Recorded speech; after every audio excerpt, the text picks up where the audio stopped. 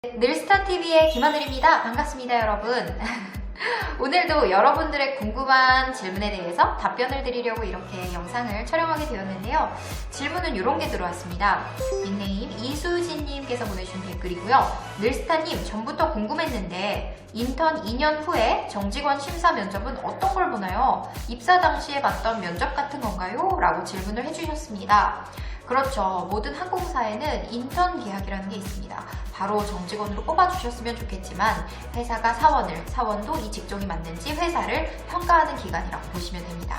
어떤 항공사는 1년, 그리고 제가 다녔던 대한항공 같은 경우는 2년의 인턴 과정을 거치게 되는데요. 이 인턴 계약이 어떻게 이루어지는지, 그리고 그 이후에 어떠한 심사를 통해서 우리가 정직원 계약서를 다시 쓸 수 있는지, 그 부분에 대해서 궁금하시다면 끝까지 오늘도 시청 부탁드릴게요. 우선 수지님이 말씀하셨던 질문처럼요. 입사하고 나서 우리는 계약서를 쓰게 되는데요. 인턴 계약서라고 해서 인턴 직원에 관련한 2년간의 또는 1년간의 회사마다의 지침에 다르겠죠? 그런 계약서를 작성을 하게 되고요. 이 인턴 계약은요, 특별히 잘해서 정직원으로 바로 전환된다 이런 건 없고요. 그 연한을 꼭 다 채워야지 정직원으로 넘어갈 수가 있습니다. 그렇다면 이 인턴 계약을 하다가 정직원으로 계약이 다시 안 되는 경우도 있나요? 네, 있습니다. 제가 다녔던 항공사 기준으로는 100%가 아니라 95% 정도가 정직원으로 되고, 그 중에서도 5%는 정직원으로 전환이 안 되는 경우도 있다고 들었습니다. 그 이유는 어떤 것 때문이냐면, 그 2년 동안 회사를 다니면서 저희가 그 인턴 계약에서 정직원으로 전환하려면 필요한 것들이 몇 가지가 있어요. 첫 번째는 아무래도 서비스 평가죠. 그래서 팀장이나 부팀장, 여태까지 만났었던 2년이라 그러면 1년에 한 번씩 팀을 총 한 2번, 또 살짝 발을 걸치게 된다면 3번 정도의 팀을 만나게 되는데, 그 3번, 2번 만났을 때 팀장님과 부팀장님이 내려준 나의 평가, 그런 코멘트 사항들을 인사팀에서 빠짐없이 꼼꼼히 확인을 하고요. 그리고 고객님들이 주는 서비스 평가 있죠. 예를 들면 칭송, 그리고 불만 레터죠. 불만 레터는 감점이 될 것이고, 칭송 레터는 가점이 되어서 그 사람의 서비스 요인을 평가하는 기준이 될 것이라는 생각이 듭니다. 그리고 두 번째로는요, 방송 자격입니다. 방송 자격이라는 것은 기내에서 하는 손님 여러분 안녕하십니까? 이런 방송들 있잖아요. 오늘은 무슨 편, 어디로 가는 비행기입니다. 이러한 방송 자격을 취득을 하는데, 이제 가장 하위 그레이드가 B 그레이드부터는 방송을 할 수 있는 자격 조건이 됩니다. 그래서 이 방송을 인턴 시절에는 이제 입사에서는 없는데 2년 동안 부지런히 따야 돼요. 이거에 대해서 조금 더 궁금하신 분들은 승무원에게 필요한 방송평가와 그 토익에 대한 자격 요건 사항을 제가 유튜브로 지난 편에 잘 정리해뒀으니까 그걸 한번 보시면 될 것 같습니다. 아무튼 그 B 그레이드를 따려고 매달마다 승무원들은 인턴 시절에 쉬는 날 교육원에 나가서 방송교육 강사님들에게 교육을 듣고, 그리고 인터넷 랩실 같은 컴퓨터실에서 이렇게 들어보고 따라해보고 평가를 받는 그런 시험도 보게 됩니다. 그렇게 해서 내가 B 자격을 땄다고 하면 또 하나 필요한 게 있는데, 어학 성적이죠. 보통 토익 550 이상을 기준으로 합격생들을 뽑고 있기 때문에 토익 점수는 다들 기준치를 맞추지만 정 3급이라는 급수를 따려면 토익 스피킹에 대한 점수도 필수 사항이 됩니다. 입사할 때 토익 스피킹 점수가 있었다면 참 다행이지만 없으셨다면 들어오셔서 토익 스피킹도 점수를 맞춰주셔야 됩니다. 이 기준점도 지난 편을 보시면 알 수 있습니다. 그래서 이 세 가지의 요건을 다 충족을 하면 정직원으로 재계약 연장이 되느냐? 네, 그것 또한 바로 된다라고 볼 수는 없습니다. 소정의 심사를 거치기 때문인데요.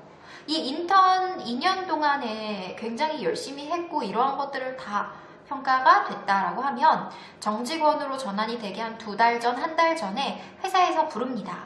부르면 1대1로 면접을 할 때에도 있고, 5대1처럼 임원 면접 보듯이 항공사 그런 식으로 면접 형식을 진행을 하긴 하는데, 그때에는 이제 고위급 상무나 이사 이런 분들이 오시는 것이 아니라 HR의 인사팀, 대리 직급 이상부터 승무원 파트를 관련해서 담당하시는 분들, 계약서 쓸 때 얼굴들 다 안면 익히셨을 거예요. 그분들 2분 정도가 오셔가지고 이런저런 코멘트에 대해서 질문을 하게 됩니다. 그 질문에 대해서 1대1 또는 다들 다 이런 식으로 면접 평가를 보게 되고요. 그때는 정장을 입고 갑니다. 그래서 승무원 면접 복장이 있으면 그거 똑같이 입고 가셔도 상관은 없지만 대부분이 이제는 2년 동안 돈도 꽤 벌었잖아요. 연봉으로 치면 이것저것 다 합쳐서 인턴 시절에도 거의 5천 정도를 받게 되는데 네, 그 많은 돈들 받은 거 뭐 어디다 쓰겠어요. 이렇게 회사 왔다 갔다 거릴 때 정장도 몇 벌은 사 입으셨을 겁니다. 그래서 조금 멋있게 자켓도 입고 안에 이렇게 좀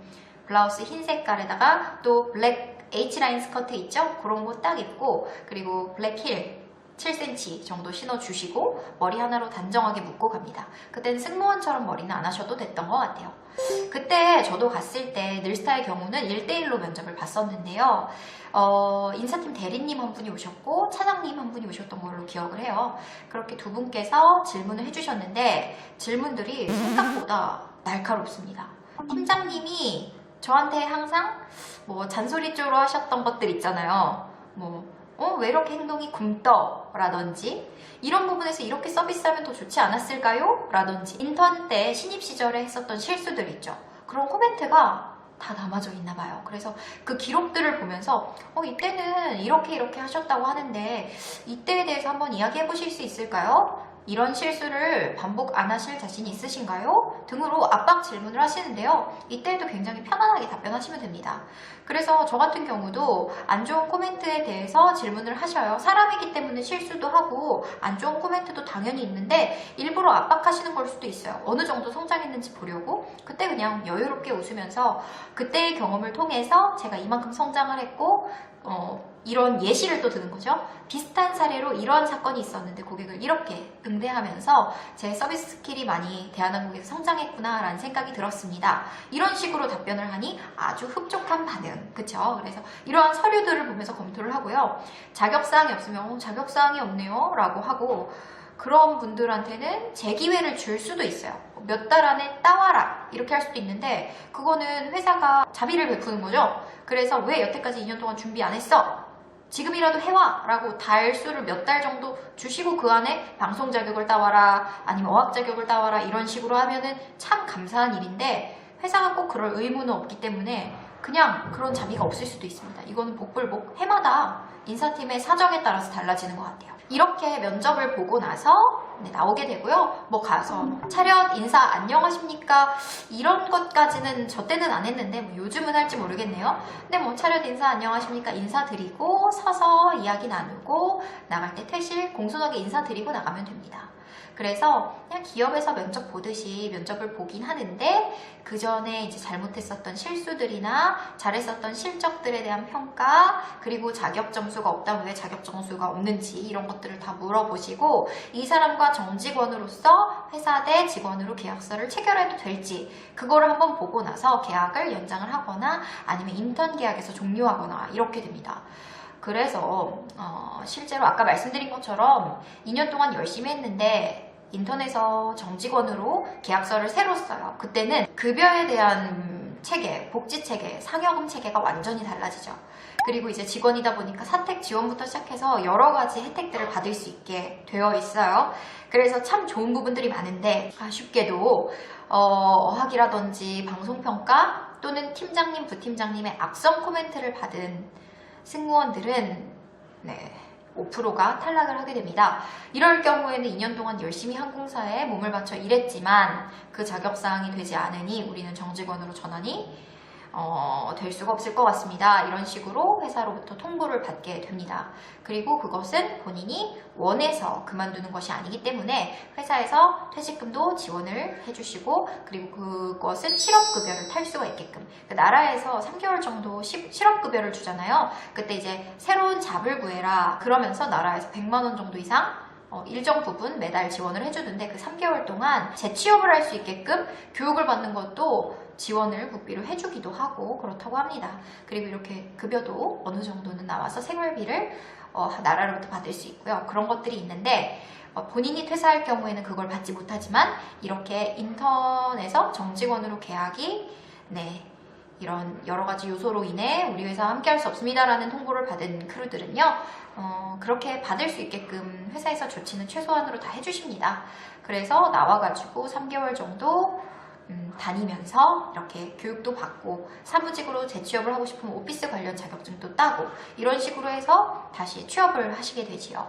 그리고 보통 다른 항공사에서 있었다면 또 뭐 저비용 항공사라든지 외국 항공사로 이직을 했던 케이스들도 많기 때문에 인턴에서 아예 정직원으로 전환이 안 된다. 그것은 그 당시에 굉장히 슬픈 일이기는 하지만 또 다른 기회를 만들어갈 수 있는 또 그러한 기회가 될 수도 있다라는 생각이 듭니다. 인턴 크루는 어떻게 정직원으로 되는가에 대해서 말씀을 잠깐 드렸고요. 지난번 급여 얼마나 받는가에 대한 영상이 굉장히 반응이 좋았어요.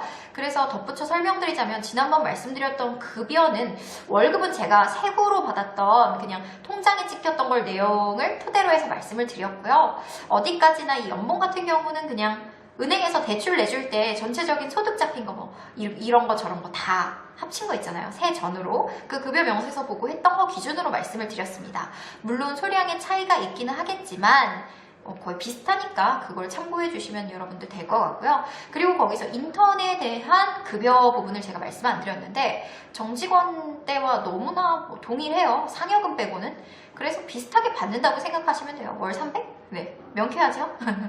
그리고 기본급과 비행거리 시간에 따른 차이가 있는데 12개월을 평균으로 내서 한 달에 월 300이라고 세후 기준으로 말씀을 드린 거니까 그렇게 생각을 하고 입사하시면 되겠네요. 인턴에서 정직원으로 전환을 하려면 크루 생활을 하면서도 굉장히 빡셉니다. 제가 아까 말씀드린 것처럼 여러 가지 다 해야 되니까요. 혹시 이 질문을 주셨던 질문자분께서도 예비 승무원 분이시라면 지금도 물론 열심히 준비하지만 인턴 크루 때도 정말 열심히 사회생활도 열심히 회사 생활도 열심히 평가도 열심히 손님께도 열심히 최선을 다해서 정직원이 돼야 한숨을 좀 놓을 수 있지 않을까라는 생각까지 덧붙여 말씀드립니다. 오늘의 늘스타TV 유용하셨다면 재밌게 보셨다면요. 구독 꼭 눌러주시고 좋아요, 댓글까지 부탁드릴게요. 다음에 봬요 여러분. 안녕.